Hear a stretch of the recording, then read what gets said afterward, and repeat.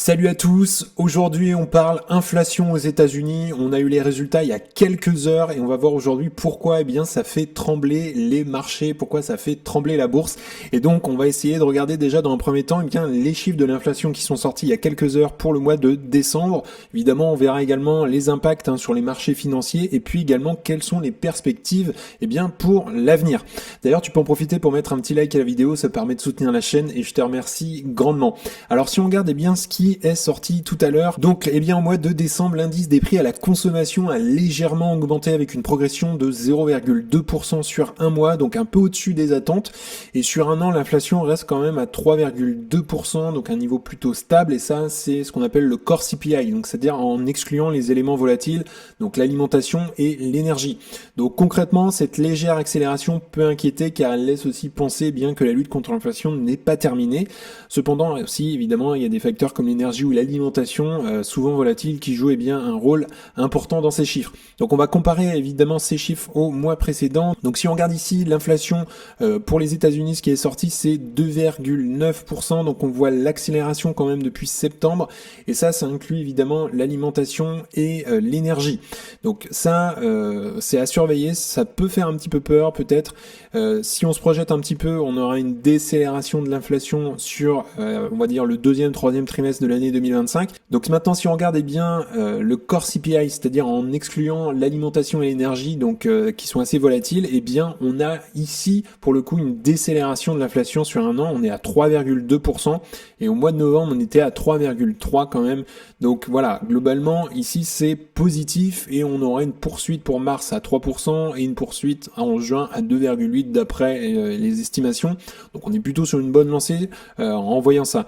Globalement, si on regarde les taux d'intérêt aux États-Unis, donc aujourd'hui, si on se projette un tout petit peu, on est à l'heure actuelle depuis le 18 décembre dernier, 2024, on est à 4,5, donc c'était la dernière baisse, et la prochaine baisse serait de 25 points, mais dans quelques mois, pas tout de suite, pas avant, je pense, peut-être juin, et on tomberait à 4,25, mais ça, il va falloir suivre un petit peu ce que va dire Jérôme Powell, et notamment la Fed, et comment aussi évolue le monde économique aux États-Unis. Et donc ça, c'était pour les données de l'inflation. Donc voilà, ça reste plutôt mitigé, ça accélère quelque part, mais en même temps, ça reste plutôt stable si on enlève évidemment l'alimentaire et l'énergie, ça décélère même un peu. Alors, au niveau des marchés obligataires, donc immédiatement après la publication des chiffres, les taux d'intérêt ont chuté.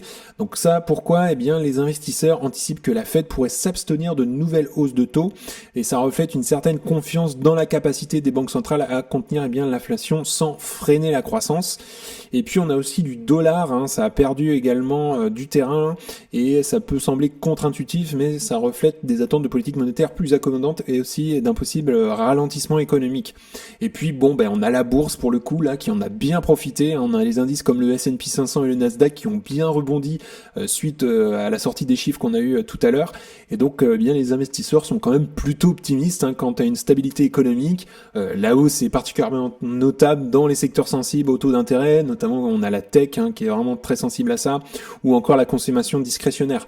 Donc si on regarde un petit peu en termes d'ailleurs euro-dollar ici, alors pour le coup ça a bien chuté au moment où je suis en train de faire la vidéo, mais globalement là quand on a eu les annonces, là on voit très clairement que le dollar a perdu. Et l'euro a repris de la vigueur à ce moment-là, on était à 1,03, mais juste avant les annonces, on était à 1,02. Mais là, on a quand même pas mal corrigé. Si on regarde les taux, donc les obligations à 10 ans, le taux, on voit très clairement qu'il a chuté suite après les annonces. On était autour de 4,76 et on est passé ensuite à un plus bas 4,63. Donc voilà, ça a pas mal réagi sur, évidemment, les taux à 10 ans. Si on regarde le S&P 500 également, donc c'est l'indice phare qui est reconnu des 500 plus grandes entreprises du marché américain. Donc très clairement, si on se met sur une journée, donc globalement on a eu une belle augmentation avec la journée précédente. Donc hier on a terminé à 5840 et là on a fait quand même un 5920, donc un plus 1,37%. Donc là on a une belle journée positive. Et si on regarde le Nasdaq également, c'est pareil, et là lui étant beaucoup plus volatile qu'un S&P 500, donc lui a fait plus 2% carrément. On était hier à 20 755 et on est passé à plus de 21 169.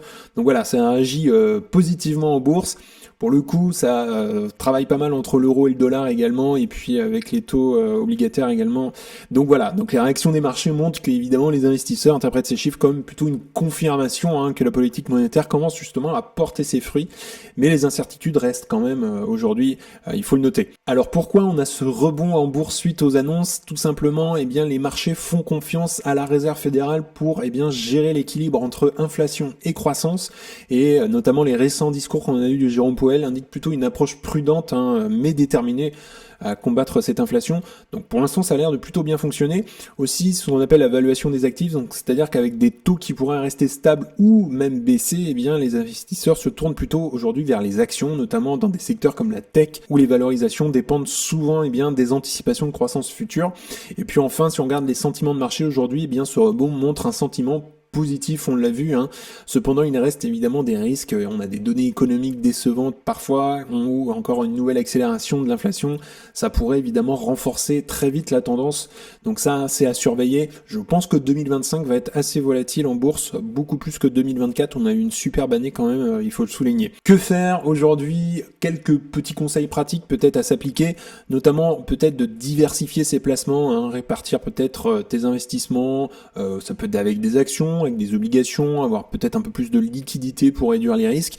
Voilà, peut-être penser à une exposition un peu plus internationale que américaine, mais ça, évidemment, ça dépend de ta stratégie. Et ensuite, évidemment, ça va être de surveiller les annonces de la Fed. Ça, il faut s'y coller un petit peu. Les futures décisions sur les taux d'intérêt, évidemment, influenceront les marchés. Alors également, il faut rester prêt souvent à saisir les opportunités, car en cas de correction des marchés, il faut être prêt à investir dans des actifs de qualité à des prix attractifs. Justement, ce sera les soldes. Donc peut-être avoir un peu plus de cash. Et puis surtout ne jamais oublier avoir une stratégie de long terme. Du moins, c'est ce que je prône sur la chaîne. Et il faut se rappeler que l'investissement, c'est une course de fond. Donc ça se joue sur le long terme. Et il faut surtout pas laisser les émotions guider tes décisions. Ça, c'est le pire moment où on peut faire les mauvaises décisions. Donc vraiment rester focus malgré on va dire le court terme. Donc petit récapitulatif sur ce qu'on a eu aux États-Unis en termes d'inflation. Évidemment, c'est un facteur clé à surveiller. Les marchés aujourd'hui ont réagi positivement, mais je dirais prudence, tout peut changer rapidement. 2025 va être certainement beaucoup plus volatile que 2024, et donc les prochaines semaines seront peut-être cruciales pour confirmer cette tendance. Donc évidemment, il faut rester éveillé sur toutes les données macroéconomiques. Également, si tu souhaites aller plus loin, dans le premier lien en description, tu peux nous rejoindre sur You Can Invest App. Tu auras accès à ma watchlist avec mes objectifs de prix, également au best stock, c'est-à-dire les meilleures actions à détenir dans ton portefeuille.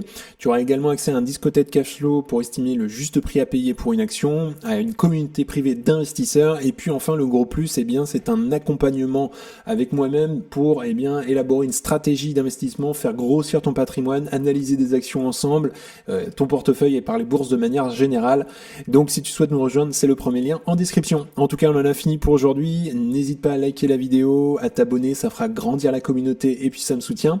Si tu souhaites regarder une autre vidéo, tu peux cliquer juste ici. En tout cas, je te souhaite une excellente journée et à bientôt pour une prochaine vidéo. Salut!